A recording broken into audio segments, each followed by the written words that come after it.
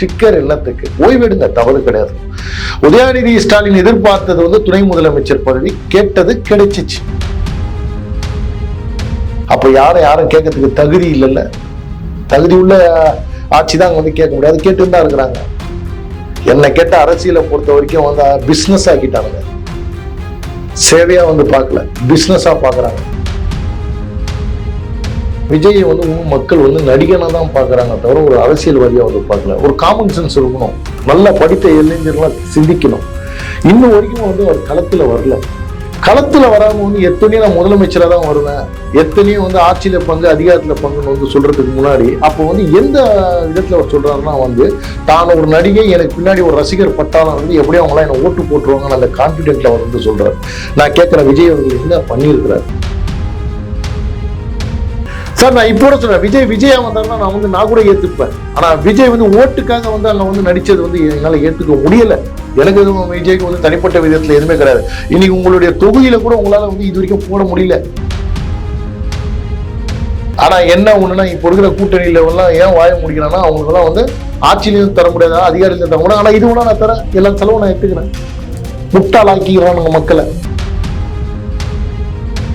திமுகவுல senior ஜூனியர்கள் பிரச்சனைன்றது நிலவி வருகிறதா sir? சமீபத்துல பாத்தீங்கன்னா பொன்முடி உதயநிதி ஸ்டாலின் அவங்களை பொதுவெளியில் கூட பார்க்க முடியாத ஒரு சூழ்நிலை இருக்கு சார். சமீபத்துல எந்த ஒரு விழாக்குமே பாத்தீங்கன்னா கலந்து கொள்ள முடியாது இருக்கு. முதல்வர் மட்டும் பாத்தீங்கன்னா ஊட்டி, நீலகிரி அப்படின்றது பாத்தீங்கன்னா சுற்றுலா பயணம் மேற்கொண்டிருக்காரு. ஆனா உதயநிதி ஸ்டாலின் அவங்களை இங்க பார்க்கவே முடியல. நீங்க எப்படி பாக்குறீங்க சார்?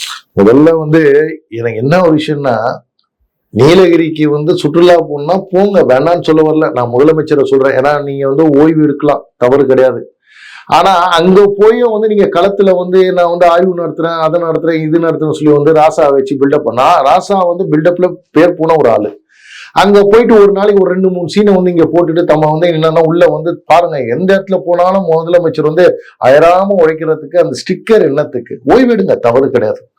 உதயநிதி ஸ்டாலின் எதிர்பார்த்தது துணை முதலமைச்சர் பதவி, கேட்டது கிடைச்சிச்சு. இதே முதலமைச்சர் என்ன சொன்னார்? எதிர்கட்சியா இருக்கும் போது என் பையன் அரசியலுக்கு வரமாட்டான் அப்படின்னு சொன்னார். அரசியலுக்கு வந்தா கூட எம்எல்ஏவா நிக்க மாட்டான் அப்படின்னாரு, நின்றுட்டாரு. எம்எல்ஏ ஆனாலும் அமைச்சர் ஆக்க மாட்டேன்னு சொன்னாரு, அமைச்சரும் ஆக்கிட்டாங்க.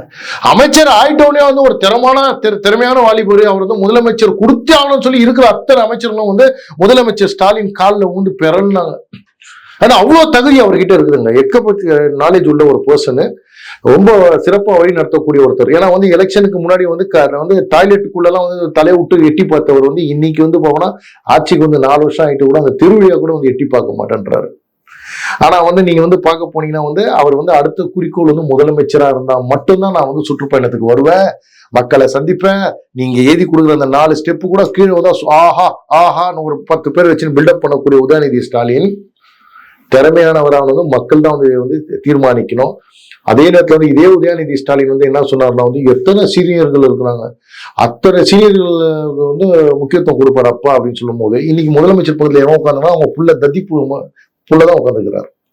ஏன் இப்ப சீனியரிட்டி எல்லாம் உங்களுக்கு கண்ணுக்கு தெரியலையா? நான் மறுபடியும் இடத்துல பதிவு பண்றேன். திறமையானவங்க திமுக இருக்கிற அரசியல்வாதிகளோட பிள்ளைகள் தானா, இல்ல அவங்க பேரங்க தானா, இல்ல அங்க உள்ள அரசியல்வாதிகள் தான். அப்ப நாங்கள ஏன் எங்க பிள்ளைங்க எல்லாம் வரக்கூடாதா?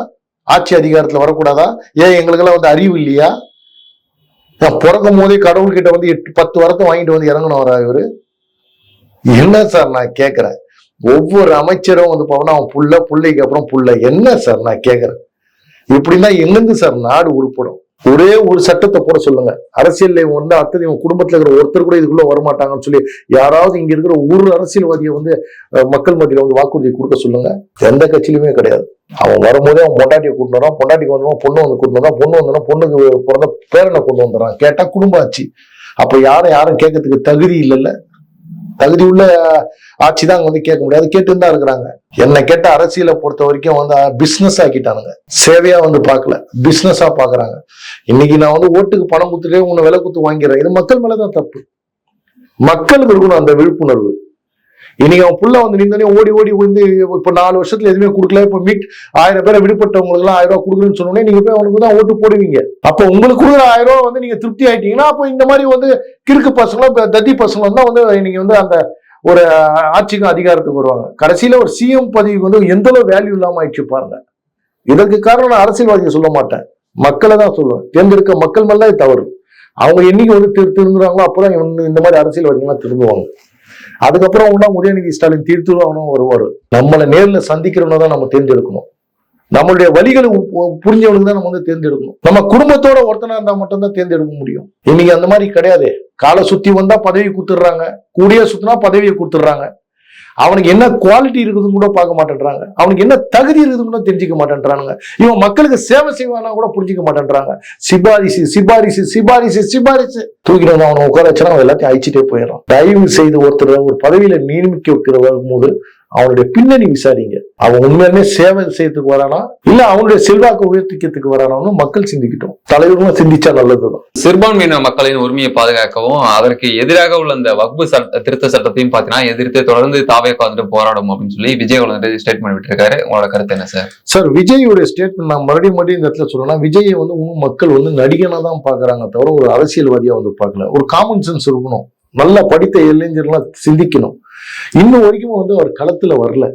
களத்துல வராம வந்து எத்தனையோ நான் முதலமைச்சரா தான் வருவேன், எத்தனையோ வந்து ஆட்சியில பங்கு அதிகாரத்துல பங்குன்னு வந்து சொல்றதுக்கு முன்னாடி அப்போ வந்து எந்த விதத்துல அவர் சொல்றாருன்னா வந்து தான் ஒரு நடிகை, எனக்கு பின்னாடி ஒரு ரசிகர் பட்டாளம் இருந்து எப்படியும் அவங்களாம் என்ன ஓட்டு போட்டுருவாங்கன்னு அந்த கான்பிடென்ட்ல அவர் வந்து சொல்றாரு. நான் கேட்கிறேன், விஜய் அவர்கள் என்ன பண்ணியிருக்கிறாரு சார்? அனுபவம்னு ஓணும் சார், இருக்கட்டும் சார், அவர் ஒரு வருஷத்துல கூட ஓட்டும். ஆனா உண்மையில அவருக்கு அந்த தகுதி இருக்குதா சார்? எல்லாருமே அரசியலை பொறுத்த வரைக்கும் என்னன்னா வந்து நீங்க ஸ்கிரிப்ட் எழுதிட்டு வந்து ஒப்பிக்கிறது கிடையாது சார். அது உணர்வு, வலி. கேரவான் விட்டு நீங்க வந்து வெயில வந்து இப்ப அடிக்கிற வந்து 115 டிகிரி வெயில வந்து இறங்கி பாருங்க. நீங்க உள்ள உட்காந்து ஏசி ரூம்ல உட்காந்து லெட்டர் பேப்பர் போடுறது இல்ல சார். நான் கேட்கிறேன், பேப்பர்ல பார்த்துட்டு உங்ககிட்ட கொடுக்குற அறிக்கையை விடுறதுக்கு நீங்க கிடையாது. இன்னைக்கு உங்க சர்வே என்னமோ நீங்க வந்து 105 இடம் வந்து யார் போட்டது? ஆதவர்ஜனா போட்டாரா? யார் சொல்லி போட்டாங்க? எப்படி அந்த கருத்து கணிப்பு நடத்தினாங்க? எந்த மாதிரி எல்லாம் வந்து ஸ்டண்ட் பண்றாங்கன்னு வந்து பாருங்க. இவர் வந்து இஸ்லாமிய சகோதரர்கள் வந்து நீங்க பண்ண அந்த இஃப்தியார் நோம்புலயே வந்து மக்கள் வந்து புரிஞ்சுக்கிட்டாங்க சார். நான் இப்போ சொல்றேன், விஜயா வந்தாருன்னா நான் கூட ஏத்துப்பேன். ஆனா விஜய் வந்து ஓட்டுக்காக வந்து அங்க வந்து நடிச்சது வந்து என்னால ஏத்துக்க முடியல. எனக்கு எதுவும் விஜய்க்கு வந்து தனிப்பட்ட விதத்துல எதுவுமே கிடையாது. இன்னைக்கு உங்களுடைய தொகுதியில கூட உங்களால வந்து இது வரைக்கும் போட முடியல. இன்னைக்கு போடும் போது பணத்தை வாங்கிட்டு சார், இது நான் சொல்லல, பணத்தை வாங்கிட்டு பதவி கொடுக்குறாங்க, உரிய மரியாதை இல்ல. அவர் வந்து 2 வருஷம் அந்த பிள்ளைகள் படித்த பிள்ளைகள்லாம் ஒரு 5000 10,000 கூப்பிட்டு கொடுத்து ஒரு கூட்டத்தை காட்டினோடனே அவருக்கு அங்க இருந்து ஸ்டண்ட் ஆரம்பிச்சது. இதை வச்சா நம்ம கடகடன் மேல வந்துடலாம்னு சொல்லும் போது வந்து நான் இப்ப கூட சொல்றேன், விஜய் ஒரு தொகுதியை கூட ஜெயிக்க மாட்டாரு. ஆனா அவர் ஜெயிக்கணும். அதுக்கு உண்டான தகுதியை அவர் வளர்த்துக்கணும். ஒரு 5 வருஷம் வந்து மக்களா இருந்தா அவங்களுடைய பிரச்சனைகளை தெரிஞ்சுக்கணும் சார். என்ன பிரச்சனை உங்களுக்கு வர அறிக்கையை வச்சுட்டு வந்து தயவு செய்து வந்து விளையாடாதீங்க. அதே நேரத்துல வந்து இன்னைக்கும் வந்து சொல்றேன் கேளுங்க, திருமாவளவனும் விஜய் வந்து கண்டிப்பா கூட்டணியில வந்து சேருவாங்க. உண்மையிலுமே மக்கள் நலன் மேல அக்கறை இருந்தாங்கன்னு வச்சுக்கலாம் சார். விஜய் என்ன பண்ணிருக்கணும் தெரியுங்களா?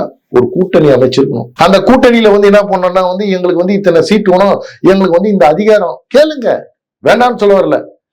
யாருக்காக கேக்குறீங்க? மக்களுக்காக தானே கேக்குறீங்க.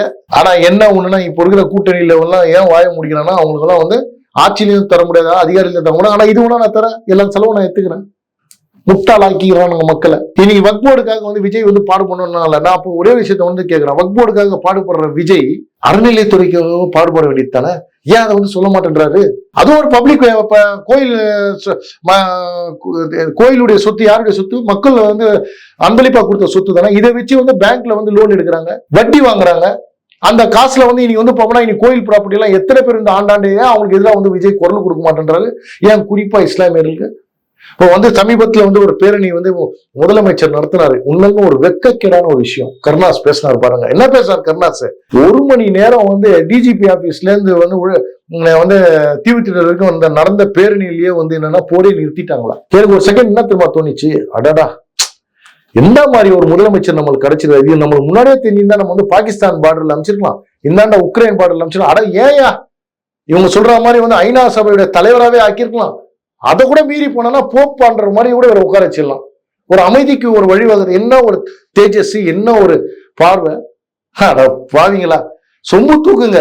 ஆனா ஒரு போரே நிப்பாட்டினா வந்து அந்த போர்ல உயிரிழந்த அவங்களெல்லாம் கொச்சப்படுத்துற மாதிரி இல்ல, ஆயுதம் இல்ல, ரத்தம் சிந்தல, வந்து போரை நிறுத்தக்கூடிய தகுதி இவருக்கு இருந்ததுன்னா நான் வரவேற்கிறேன். ஆனா அதுக்கு நீ இங்க இருக்க கூடாது, நீ பார்டர்ல இருந்திருக்கணும். அவன் உன்னை போட்டு தர்றானா இல்ல உன்னை பார்த்து நிக்கிறானா? வெக்கமா இல்ல நான் கேக்குறேன், எந்த மாதிரியான அரசியல்? அதனால அந்த ராணுவ வீரர்களுக்காக இவங்க வந்து என்னன்னா வந்து அந்த ஆபரேஷன் சிந்தூர் வந்து இவருக்கு வந்து பிடிச்சதால வந்து இவர் வந்து என்ன அந்த பேரணி நடத்துறாரு, ஒத்துமை பேரணி. நான் கேட்கிறேன், ஒத்துமை பேர்னா வந்து தேசம் சம்பந்தப்பட்ட விஷயம், தேசிய கொடியை கொண்டு வந்த விஷயம் நான் ஏத்துக்கிறேன். ஆனா நான் கேட்கிறேன், உன் கூட்டணி கட்சிகள் தலைவர்களை வச்சுக்கிட்டு நீ வந்து போறது, உன் போலீஸ் வச்சுன்னு போறது என்ன விஷயம்? நீ எல்லா கட்சிக்கும் அழைப்பு கொடுத்தியா? ஒரு தேசம் சம்பந்த விஷயம்னா எல்லோருமே இருக்கணும். இது கட்சிக்கு அப்பாற்பட்டதுங்க, வந்து கலந்துங்க. எங்களுடைய மாநில தலைவர் நயனார் நாகேந்திரன் வந்து அழைப்பு கொடுத்தாரு, மறந்துடாதீங்க. இதுதான் சமூக நலன் மேல உள்ள அக்கறை. நீ வந்து அங்க கூட வந்து ஒரு அரசியல் பண்ணி நான் பேர் எடுத்துன்னு போகணும்னு நினைக்கிறது வந்து எந்த விதத்துல சார் நியாயம்? தமிழ்நாடுடைய அவல நிலை வந்து இந்த மாதிரி ஒரு தத்தி முதலமைச்சரை வந்து மக்கள் தேர்ந்தெடுத்து இருக்காங்களேன்னு சொல்லி மக்களே வந்து வருந்திக்கிட்டு இருக்கிறாங்க. அதனால வந்து அரசியல் இப்ப வந்து இன்னைக்கு ஸ்டாலின் பண்றதெல்லாம் அரசியல் அரசியல் அரசியல். நான் ஒரே ஒரு விஷயத்த மட்டும் கேட்கிறேன், சட்டமன்ற இத்தனை நாள் நடத்துனாங்களே, என்ன திட்டங்களை ஒதுக்கிட்டாங்க? இந்த கடன்ல இருந்து எப்படி சுமையை குறைக்கிறது, எப்படி பொருளாதாரத்தை முன்னோக்கி போறது, என்ன விவாதம் நடந்து என்ன சக்சஸ் ஆச்சு? மக்களுக்கு வந்து தெரிவிக்கிறதுக்கு தயாரா? கேள்வி கேட்டவே அடக்குமுறை. கூட்டணி கட்சிகளும் இவங்களுக்கு வந்து என்ன சொல்றது, ஊதிய அவங்க சொல்றதெல்லாம் ஒப்பாரி வைக்கிறதுக்கு தான் வந்து லாய்க்கு. உண்மையாலுமே ஒரு கம்யூனிஸ்ட் ஆகட்டும், மதிமுக ஆகட்டும், காங்கிரஸ் ஆகட்டும், முஸ்லிம் அமைப்புகள் ஆகட்டும், திருமாவளவன் ஆகட்டும், சீமான் ஆகட்டும், எல்லாரும் அவங்கவுங்க அரசியல் பண்ணிக்கணும்னு தான் பாக்குறத தவிர மக்களுடைய நலனை எவனும் சிந்திக்கிறதே இல்லைங்க. இதுதான் உண்மை. நான் இன்னைக்கும் சொல்றேன், இது ஒரு பிஜேபி ஆள வந்து சொல்றேன், நீ பிஜேபி ஓட்டு போடுன்னு சொல்லி நான் வந்து கேட்கல. மறுபடியும் சொல்றேன், நம்ம மாநிலம் முன்னிலை மாநிலமா வரணும்னா, கடன் இல்லா மாநிலம் வரணும்னா, ஒரு படித்த, ஒரு அனுபவம் உள்ள, ஒரு தைரியமிக்க, ஒரு தைரியமா எதிர்த்து குரல் கொடுக்கக்கூடிய ஒரு முதலமைச்சரை வந்து கொண்டு வாங்க. சும்மா வந்து திமுக எங்க அப்பா முப்பாட்டம் அவனையே போட்டுன்னு வந்தாங்கன்னு சொன்னா பண்ற தப்புக்கு எல்லாமே அரசியல்வாதி காரணம் அல்ல, மக்கள் நீங்க தான் காரணம்.